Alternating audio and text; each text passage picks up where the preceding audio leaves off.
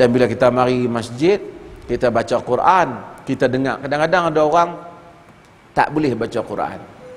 Dah tua, dia tak apa boleh. Ada orang dia baca slow Quran. Dia dapat 2 pahala. Ya ta'. Dia susah nak baca. Walahu ajran. Bagi dia 2 kali pahala. Orang yang baca Quran sampai merangkak-rangkak dia. Nak boleh habis satu baris tu pun orang lain 4 muka surat, dia baru setengah muka surat. Dia dapat 2 pahala. Yang baca lancar, dia bersama dengan kiraman bararah, bersama dengan malaikat yang mulia. Allah Ta'ala bagi kelebihan belaka. Tapi kita baca Quran.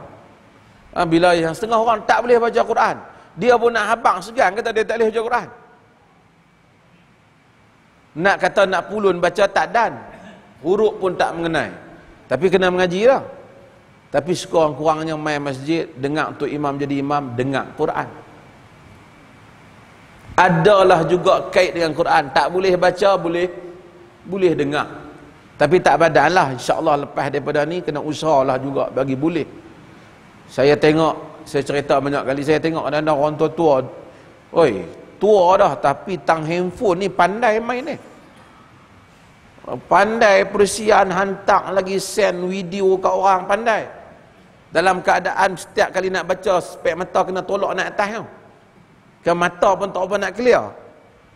Daripada tak reti, boleh reti kerana kita usaha. Patutnya Quran pun macam tu lah.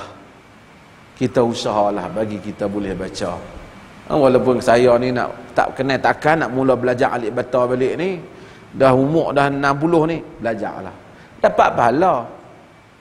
Mudah-mudahan kita baca Quran dan kita banyakkan istighfar dan banyak memohon supaya Allah membersihkan kita dan mensucikan kita daripada dosa dalam banyak pada pihak masjid. Mudah-mudahan Allah Ta'ala rahmati tuan-tuan sekalian. Sekian. Wassalamualaikum warahmatullahi wabarakatuh.